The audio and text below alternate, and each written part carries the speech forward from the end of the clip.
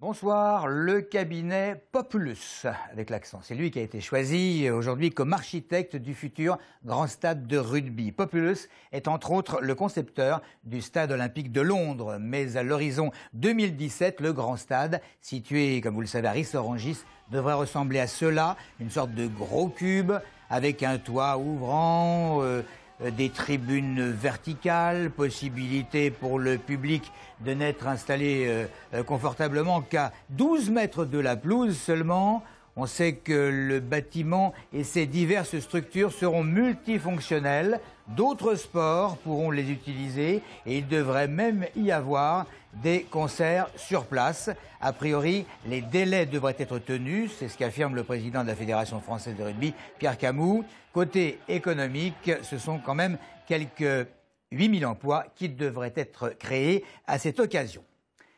Le Conseil général l'avait promis, c'est désormais chose faite. Un nouveau centre de PMI, protection maternelle et infantile, a été inauguré ce matin au Tarteret, à Corbeil, en lieu et place de celle qui a brûlé l'an dernier au même endroit. Maxime Lemaine. Dossier détruit, jouets calcinés, deux bien mauvais souvenirs qui appartiennent désormais définitivement au passé.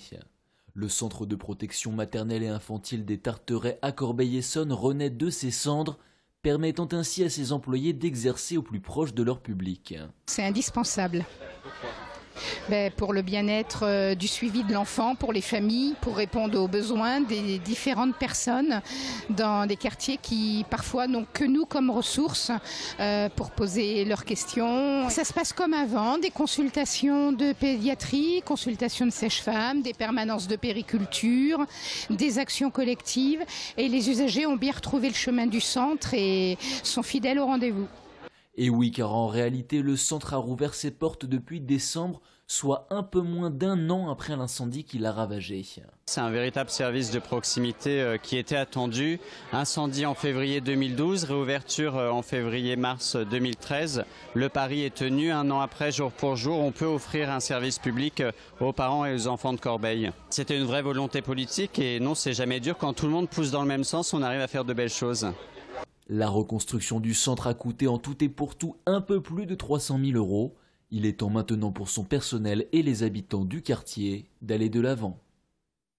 Les syndicats de Renault-Lardy, une nouvelle fois mobilisés, moins d'une semaine, c'est le temps qu'il nous reste pour mettre en échec l'accord compétitivité, c'est ce que déclare la CGT, et de parler de chantage, de pression. 150 personnes se sont une nouvelle fois réunies hier et manifestant leur désapprobation quant à ce qui a été qualifié de recul que souhaiterait imposer, je cite, la direction. Manifestation un petit peu improvisée hier, des appels à de nouvelles mobilisations ont été lancés.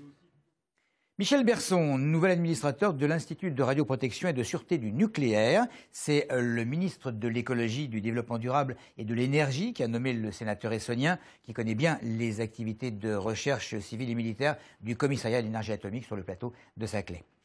Pas fameux, semble-t-il, le bilan des soldes cette année dans le département. Pour la première fois, les centres commerciaux font grise mine. Quant aux commerçants lambda, ils enregistrent une baisse de leur chiffre d'affaires pour l'année. C'est pour la énième fois d'ailleurs. C'est, je crois, la 7e année qu'ils enregistrent une baisse d'affaires. Plus de la moitié d'entre eux se disent particulièrement déçus.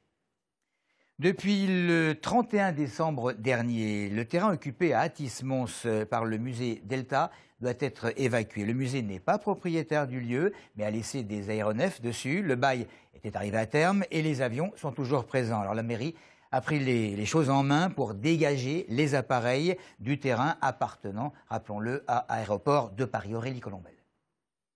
Amateurs d'aéronefs à l'âme sensible, merci de vous abstenir. Certaines images peuvent choquer. Nous nous trouvons sur le terrain occupé jusqu'alors par le musée Delta.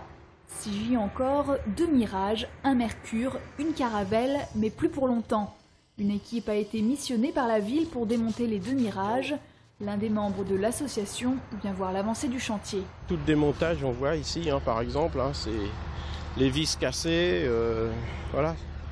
C'est une entreprise de travaux publics, ce n'est pas des gens qui connaissent l'aviation. Les aéroports de Paris sont en train de gérer avec des compagnies aériennes pour déplacer les 2 plus gros engins. En attendant, ils ont mandaté la mairie d'Athis-Mons pour démonter les 2 Mirages. Et on fait tout pour que les avions soient démontés et puissent être revalorisés ensuite. Donc ils vont être sur un lieu de stockage. Et on espère bien ensuite trouver avec l'association un autre secteur pour qu'ils soient plus valorisés. Les fameux Mirages et le reste du matériel du musée Delta seront stockés dans un hangar sur les bords de Seine.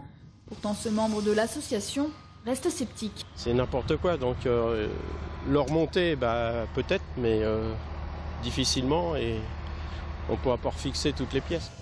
En mairie, on l'affirme, ce n'est pas la fin du musée Delta.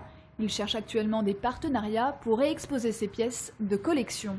Et donc on espère ensuite trouver soit des repreneurs pour soit différents musées, on a quelques contacts, et puis également avec l'association du musée Delta à trouver un endroit pour pouvoir les revaloriser. Le Concorde, quant à lui, restera sur place. La ville assure vouloir mettre en valeur cet emblème de l'aéronautique.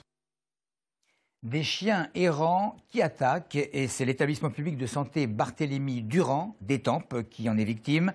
Notre confrère Essonne Info a réussi à se procurer cette note interne de l'établissement donnant des consignes à son personnel, une note alertant sur les présences canines et informant des démarches à suivre. Les chiens se déplacent en meute et ont attaqué, paraît-il, à plusieurs reprises des moutons et des ânes présents dans un enclos de l'hôpital. Bien entendu, les autorités ont été prévenues. On passe au sport avec tout d'abord le rugby, vainqueur à domicile le week-end dernier face à Carcassonne. Le RC Massy-Essonne peut enchaîner une seconde victoire consécutive en Pro D2. Les rugbymen massicois vont tenter demain de s'imposer sur le terrain d'Albi. Dernier au classement du championnat depuis plusieurs mois, les Essonniens peuvent encore croire en leur chance de maintien. Coup d'envoi de la rencontre à 18h30. Quelques jours après la finale du Super Bowl, les footballeurs américains essonniens vont reprendre le chemin de la compétition. En division 2, 2 clubs essonniens sont concernés par cette rentrée des classes. L'équipe des Corsaires d'Evry qui vont recevoir dimanche à 14h la formation de Sannois, mais également l'équipe des Quarks de Villebon-Longjumeau qui va se rendre à Fontenay-sous-Bois.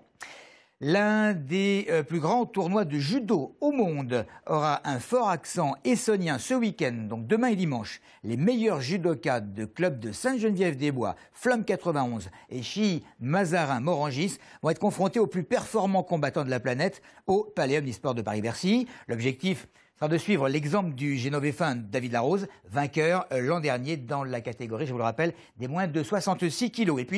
Et puis le Massy-Essonne handball, 4e de Pro D2 qui va se rendre demain à Istres pour poursuivre une très belle série de victoires. Les Essonniens, vainqueurs au match aller de 7 buts, vont devoir affronter l'esprit de revanche des handballeurs istriens. C'est un match assez difficile en perspective. Et on va terminer par 2 artistes essonniens qui sont tous deux nommés aux victoires de la musique. D'abord Diziz, nommé ce soir sur France 2 dans la catégorie du meilleur album de musique urbaine.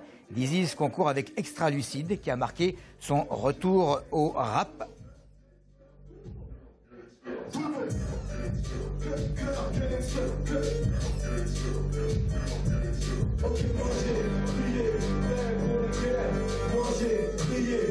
À l'Agora d'Evry en mars prochain. Mais Marc Lavoine sera lui ce soir à l'Agora d'Evry. Né à Longjumeau, ayant grandi à Vissou, Lavoine sera peut-être l'un des héros de ces victoires de la musique avec la récompense de la meilleure chanson de l'année, Je descends du singe, vendue quand même à 100 000 exemplaires.